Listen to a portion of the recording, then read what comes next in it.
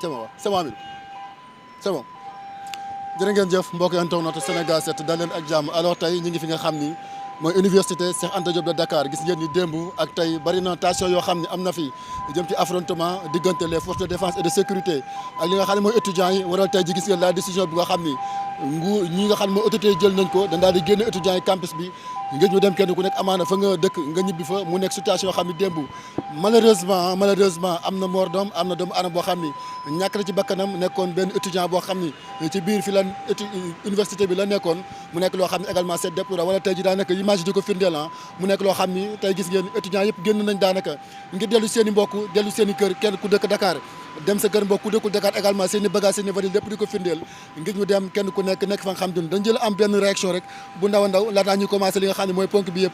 jël ko ci li nga xam ne mooy étudiants yi ndax nag tungu ni du teew ñu nataal ñoom buñ fi nekkee rek war nañu mën a yëkki seen kaat jëmale ci lépp sëñ bi ginnaaw buñ la nuyoo masawu la ci li nga xam ne am na fii ana gis nga calvaire bi nga xam ne tey jii étudiants yi ñu ngi koy dund démb ak tey y avait beaucoup de tension vis-à-vis seen diggante ak way takk der yi tey jii en tant que sénégalais en tant que amaana étudiant nan nga mën a décrire cette situation ak régime bi ko xam ni moo yor nguur gi tey jii. salaamaaleykum avant de commencer permettez-moi ma masawu coono suñu frère bu nga xam ne faatu na ñàkk na bakkanam démb si cause noble bu ñu doon lutter nous les étudiants. Voilà, ce qui est difficile et aussi di encourager suñu frères yi ñi nga xam ne am nañu ay blessures ak ñi nga xam ne samedi ils ont été torturés par les policiers et capturés aussi. Moi c'est Traoré Kieba, je suis un étudiant au département de géographie. Voilà, mais ce qui s'est passé hier, franchement dit, on le déplore, c'est inadmissible. Et on ne peut pas comprendre, comme le disait notre président en amont, au XXIe siècle, qu'on puisse vivre de telles situations, qu'une université comme l'université Cheikh Anta Diop, un modèle au niveau de l'Afrique de l'Ouest, qu'on se permet de vivre ces situations tendres comme ça, entre étudiants et les policiers. Vraiment, c'est difficile. Les faits hier, ce qui s'est passé hier, moi j'étais témoin oculaire car j'étais sur terrain. J'ai vu mes frères vandalisés, j'ai vu mes frères frappés par des policiers qui sont censés sécuriser la population, qui sont censés sécuriser ces mêmes étudiants, qui sont le futur de demain, qui sont la réussite de demain. Et tous ces étudiants, on les voit, on voit le sang d'un étudiant, un policier qui maltraite et qui frappe des étudiants en entrant même dans les chambres des étudiants, dans les chambres. Moi-même, dans notre chambre, au niveau du pavillon L, couloir L, 258, on a capturé 2 de nos frères. Et actuellement, jusqu'à présent, on ne sait pas comment ils sont en train de vivre là-bas. Vraiment, c'est difficile. Et on appelle... Parce qu'il y a beaucoup de Sénégalais qui posent des questions sur les véritables revendications. Nous avons des bourses, des rappels. Qu'est-ce qui s'est véritablement passé? Effectivement, le problème, c'est un problème de rappel. Les bourses, nous avons ñu ngi fay nit ñi seen bourse mais problème bi mooy rappel mooy maanaam étudiants yi nga xam ne ñu ngi en master 1 xam nga après cycle boo romb dañ lay jox rappel maintenant étudiants yooyu noonu war nañu jot seen rappel jusqu'à présent rappel de 515 000 jusqu'à présent jot ñu seen rappel jot nañu def ay manifestations ñu ne leen dañu xaar ba mois de février au mois de février ñu ñëw ñu indi seen réforme bu nga xam ne dañoo ne léegi y aura plus de rappel pour les bourses dañuy ñëw joxe mois bu nekk ñu jox étudiants yi seen bourse effectivement mois bii nii jot nañu suñu bourse mais rappel yi jusqu'à présent jotuñu ko mais dañoo ne dañuy annuler rappel yi maintenant ñun ñu leen laaj nga ne da ngay annuler ay rappel da ngay suspendre les rappels alors que y a des étudiants en amont ñi nga xam ne ñeneen ñi jot nañ seen bourse ñeneen ñi jotuñu seen bourse maintenant pourquoi pas nga fay leen seen rappel après nga ñëw réformer indi li nga bëgg a def mooy maanaam nga woo les étudiants autour d'une table nga ne leen vu la situation du Sénégal lii la ñu fekk fii nii mais nii nañu bëggee ñu yóbbu réew mi ñoom ñëpp parce que dans une prise de décision dans des décisions il faut toujours qu'il y ait la partie comprenant impliquer les parties comprenantes dans les décisions et ce que malheureusement ce gouvernement n'a pas fait. Ils nous ont montré que voilà. décision am na yéen a ngi génn di dem lan la leen wax tey ba jàng amatul gis jàng moom am fi moom mais gars yi jël seen i bagage gis nga terme aussi tout ça ñuy dem. en tout cas daal métti na parce que vie ay étudiants yi nga xam ne amuñu fenn fu ñu dëkk Sénégal Dakar. dañoo jógee dans les milieux les plus reculés du Sénégal pour venir poursuivre leurs études avec des situations tellement difficiles avec situation yi nga xam ne métti na étudiant musul jooy dañoo daan camoufler fii nii parce que dans les chambres da ngay gis ay étudiants yi nga xam ne 23 étudiants ñu nekk si benn chambre mais waxuñu ko suñu parents yi parce que bëgguñu suñu parents yi yëg ñun luñ souffrance mu ñu doon souffrir fii nii parce que day metti si ñoom. On a tout géré mais cette fois-ci avec cette fermeture là vous voyez les étudiants ça va être trop compliqué même parce que vous voyez les taximans sont là il y a les frais qui manquent aussi pour génnee xaalis lu fekk gars yi génn préparé woo ko ngay ñëw di ñibbi nii métti na lool en plein année scolaire ce qui est difficile nga ne doo fay bourse nga ñëw créer encore yeneen problème. Maintenant imagine-toi au Sénégal actuellement on est en train de perdre combien de milliards sur ça. C'est tellement difficile. En tout cas, on appelle solennellement à notre autorité les plus compétentes de revenir à la raison. Car ces étudiants-là, hier, c'est eux qui combattaient le projet. Et aujourd'hui, ce sont cette couche qui est vulnérable que vous êtes en train de tuer comme ça et de marginaliser. En tout cas, merci. Merci beaucoup. Mu nekkoon un étudiant ñëwoon yëkkat li nga xam ni mooy kàddoom jëm ci cette situation ngeen seen naa leen ko waxee malheureusement ni ki démb l'étudiant bi nga xam ni mooy la victime Abdoulaye Ba étudiant en licence 2 en médecine dentaire à la FMPO moo ci dem mujjee ñàkk bakkanam nekk situation boo xam ni tey jii am na ngeen seen étudiants yi depuis ce matin ñi ngi génn ginnaaw cette décision bu nga xam ni am na jëm ci situation bi voilà mu nekk loo xam ni seen ngeen daanaka am na dañ leen a génne campus bi ñoom ñëpp amaana ngir rétablir lii di l'ordre ndax ci biir dafa jaxasoo bu baax a baax nekk situation yoo xam ni tey jii moom ngeen nemmeeku au niveau de l'université Cheikh Anta Diop de Dakar ngeen seen bagage yi ñoom ñëpp ils sont en train de quitter les locaux ngir daal di dellu fi nga xam ni mooy seen i kër seen i mbokk amaana metti na mais nag c'est une décision qui a été prise mu nekk loo xam ni tey jii seen ngeen au niveau de l'université ginnaaw daanaka ces violents affrontements yi nga xam ni am na fi démb diggante ñoom étudiants yi ak ñi nga xam ni mooy way takk der yi waral amaana seen ngeen mort mujj na ci am malheureusement koo xam ñàkk na bakkanam également beaucoup de blessés loolu la ñu xamal mu nekk loo xam ne également seen ngeen cette décision qui a été prise malgré aussi ce communiqué bu nga xam ni tey jii état bu Sénégal xëy na def ko ginnaaw la mort de l'étudiant Abdoulaye ki nga xam ne moo di Abdoulaye Ba nekkoon licence 2 en médecine dentaire voilà mu nekk communiqué boo xam ne amaana buñ ci taxawaatee daanaka li nga xam ni mooy état bu Sénégal ci nguuru président de la République Bassirou Diomaye Diakhar Faye ñoo ko daal di fësal ni ki tey jii ginnaaw cette disparition tellement douloureuse bi nga xam ne am na ci étudiant bi ñu ngi ko dooree des événements graves survenus ce lundi 9 février 2026 à l'université Cheikh Anta Diop de Dakar ont conduit au décès de l'étudiant Abdoulaye Ba inscrit en deuxième année en licence en médecine en médecine. En cette circonstance douloureuse, le gouvernement s'incline respectivement devant la mémoire du défunt et adresse ses condoléances les plus attristées à sa famille, à ses proches ainsi qu'à l'ensemble de la communauté estudiantine. Le gouvernement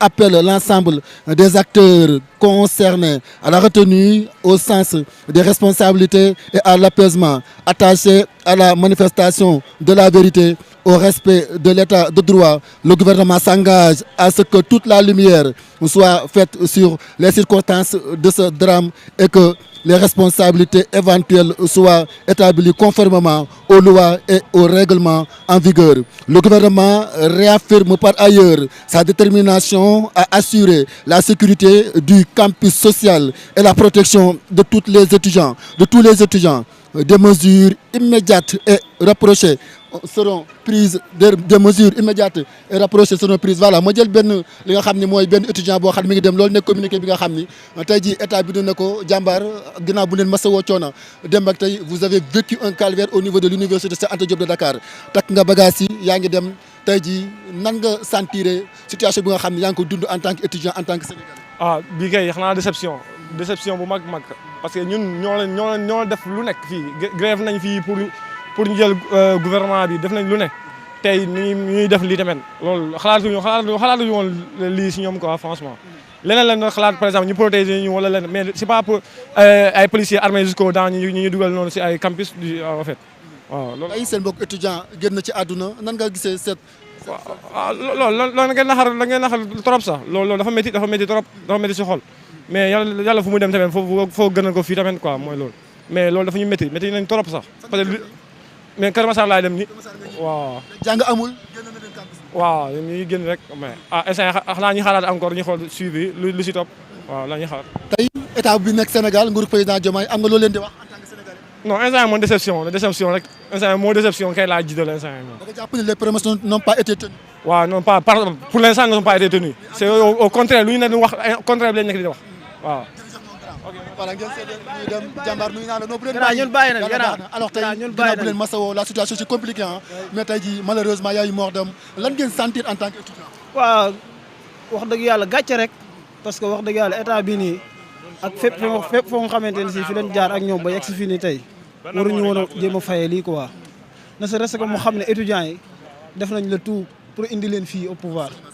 pour que ñu changer li fi nekkoon mais tey jii waruñu woon toog nii ñu naan étudiant faatu na lan moo ko faat homme de tenue état bi la man du ma wax homme de tenue état bi la ñoom la ce sont seuls les responsables. sans une déception à travers. ah oui wax dëgg yàlla gàcce instant bi kenn xamul looy def quoi parce que lii àddina jërul lii bakkan xoolal.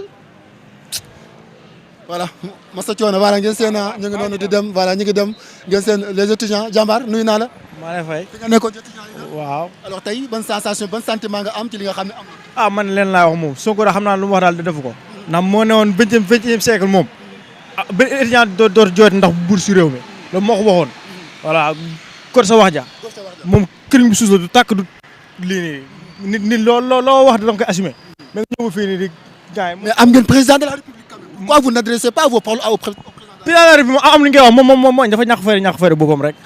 jégal nañ la jërëjëf voilà xam naa xol bi xam na tàng ngeen seen c'est les réactions des étudiants sénégalais ginnaaw si nga xam ni mooy ces décisions de l'État du Sénégal fermé li nga xam ni mooy campus bi ñoom ñëpp ñu génn ñibbi ngeen seen leen noonu ñu yor seen i bagage di dem vraiment nekk situation yu compliqué yoo xam ni mi ngi am ngeen seen leen noonu ñu génn seen i bagage matelas tout ça voilà mu nekk lu nga xam ni vraiment c'est compliqué tout le monde ñoom ñëpp takk seen i bagage ngir dem soxna si da nga ñibbi yow tamit voilà mu nekk lu nga xam ni seen nga ñu yor seen i bagage di dem mu nekk vraiment situation yu compliqué ni ñu ko waxee sànq rek gis ngeen li nga xam ni moo ñëwal ce communiqué bu nga xam ni état bu Sénégal am na ko jàmbaar kay voilà mu nekk lu nga xam ni jàmbaar kay voilà mu nekk lu nga xam ni voilà mu nekk lu nga xam ni tey ji am na soxna si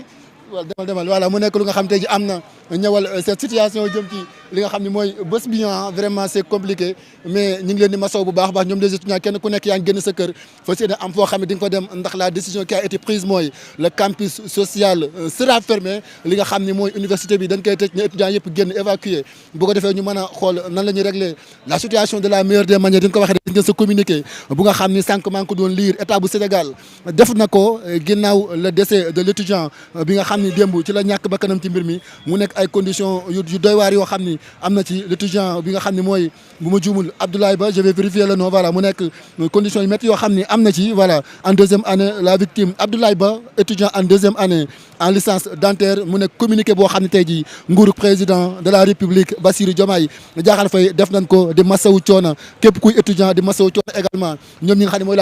la population estudiantine ñu ngi ko dooree ces événements graves survenus ce lundi 9 février 2026 à l'université Cheikh Anta Diop de Dakar ont conduit au décès de l'étudiant Abdoulaye Ba inscrit en deuxième année en licence de licence en médecine. En effet, les circonstances douloureuses,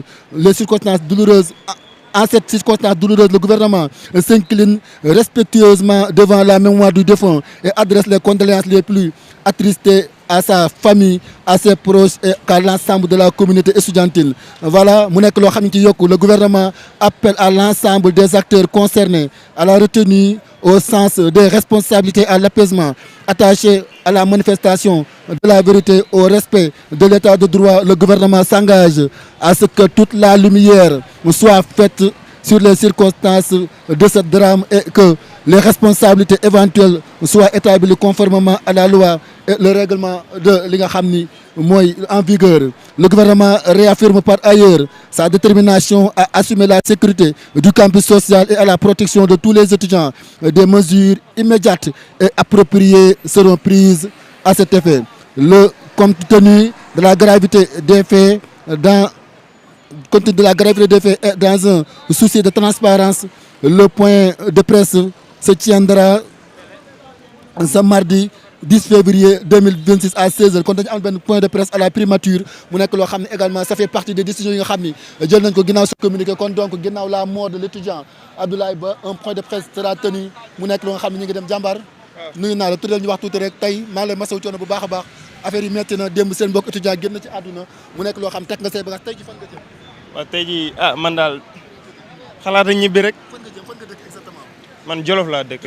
waaw Deyali ji en tant que jeune étudiant sénégalais cette situation bi ngeen di dund nan nga ko jàngatee. man mi mën naa wax ne bi ma fi ñëwee maa ngi amagum une semaine mais laalaa moom doyal naa sëkk te une semaine rek laa fa amagum waaw maa ngi jëm ni ba Jolof mais dara dama découragé moom. jaajëf jàmbaar yal na la yàlla teg ci yoonu jàmm voilà mu nekk cette situation compliquée kenn ku ne xool ko ci sa bopp xool ko ci sa morom les étudiants qui vivent vraiment des moments un peu compliqués quoi qu'on puisse dire ici c'est la réalité mu nekk loo xam ne am na jëm ci li nga xam ne moo ñëwal cette situation ngeen seen ñu ngi takk seen i bagage di dem mu nekk loo xam ne vraiment am na au niveau de l'université Cheikh Anta Diop Dakar ngeen seen su communiqué bu nga xam ni état bu Sénégal def na ko jëm ci mbir mi ñuy xaar bu baax a baax incha allah ce point de presse bu nga xam ni war nañ ko amal au niveau de la primature lépp loo xam ne rek tukkee na ci ñu jox leen ko en toute intégralité voilà ngeen seen daanaka la presse également teew fi bu baax a baax étudiants yaa ngi noonu ñoom ñëpp takk seen i bagage ngir dem fi nga xam ni mooy seen i dëkkuwaay vraiment mu nekk ay situation nga xam tey jii moo am au niveau de l'université Cheikh Anta Diop de Dakar ngeen seen daanaka le maximum de réaction allez-y. waaye ñu laaj ko salaamaaleykum. salaamaaleykum. bàyyi ñu fàttali ñu tur bi. ñu ngi leen di nuyu ñu ngi tudd Demba Seck étudiant fac droit université Cheikh Anta Diop bu Dakar. démb gis nañ seen jàmmarloo bi ak force de l'ordre yi démb yaatu woon na tey jii gis nañu si am na benn décès bi si am tey jii lan moo nekk seen première réaction. waaw mu nekk lu désolant lu triste parce que yaakaaruñu woon ne toog ba fay ñu suñu bourse dina andi drame bu mel nii fii ci Sénégal ndax tey étudiant amul loo xamante ne lu muy sagoo la yaakaar naa boo ko téyelee rappel 13 mois mu ne la inscrire na ne la jox ma li ma moom. warul nekk loo xamante ne war na mun a andi jëye tey ñu condamné fermement li nga xamante ne moom la force de l'ordre yi def ci biir campus bi mooy dugg di tirer ci biir chambre yi ba am ñoo xamante ne dañuy jóge ci jaar ci ay fenêtre jóge 4e étage di plonger di daanu ci suuf ba muy jur drame Sénégal nag dafa nekk dëkk ba nga xamante ne lu am dañ koy waxtaane justice du am mais bii dañuy demander justice à ce que autorités yi ñu situer leen parce que tey képp kuñ ci mun di interpeller ki nga xamante ne moo ci jiitu mooy le ministre de l'enseignement supérieur tey ñoom ñoo jël décision étudiants yi ne fay leen ñu suñu bourse amatuñu lu ñu lekkee dañuy def décréter li nga xamante ne moo di journée sans ticket mu xëy tëj restaurant yi étudiants yi toog 3 jours mënuñ lekk ñenn ñi di génn dem ba di commander ci biti pour am loo xamante ne moom la ñuy dundee tey bu viré au drame peut-être ñoom ñoo xam waroon prévoir situation bi te prévoir uñu mu nekk loo xam lu ñu métti la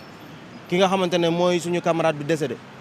mënatuñ loo xamante ne leneen la lu di ko ñaanal koo xamante ne bi manifestation yi commencé dane man